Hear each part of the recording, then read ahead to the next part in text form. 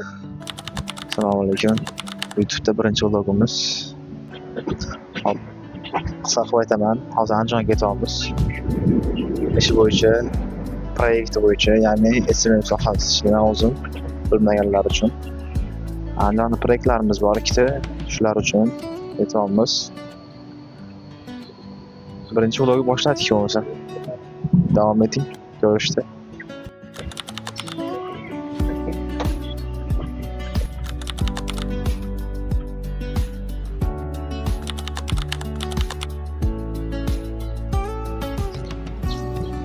Andijonga ham kelib oldik.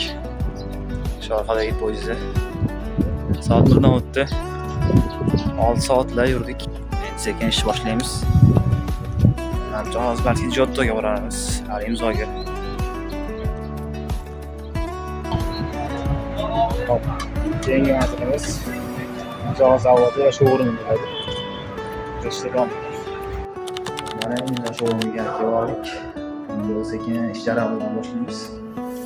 Asosan syomkada qolamiz.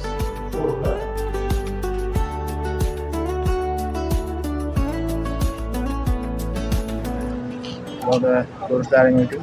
Imzo zavodi, ya'ni ishlab chiqarish zavodi.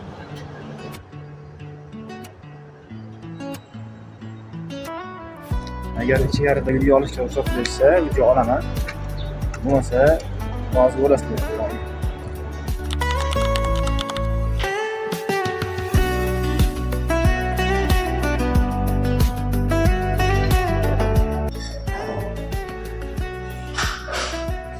Devam etyapmiz video olishda. İşte video oldik. Endi devam etamiz. Hop. So'nggi videoni olishyapti hozir. Ko'ramiz.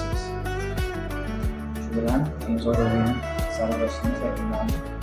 Lekin hali Andijonda yakunlanmadi. Ko'rishda davom eting. Hop.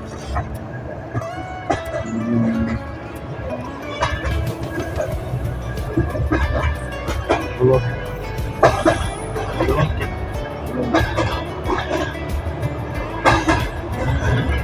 Atrakamiz. Avtobuslarni poyezdda tika turib olyapman, shuning uchun nima terasi ko'ryapman. Xo'sh, qaytamiz Toshkentga. Andijonda bo'lgan sarguzashtlarimiz ham tugadi. Poyezdning oxirgi minutlariga yetib keldik. 3 minut qolgan keldik. Chiqishda ham muammo qilishdi ozgina. Poyezd xodimlari nima qilaylik? Nega chiqdik?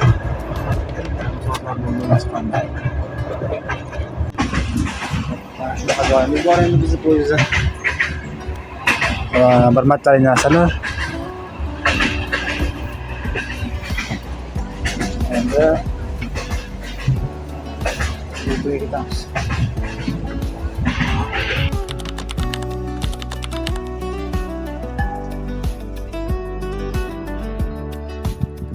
Video oxiriga yetib keldik.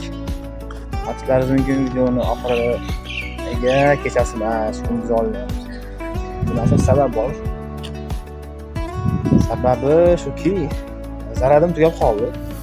3% bilan qolib ketdim. Toshkentga kelganimda powerbanklar o'chdi.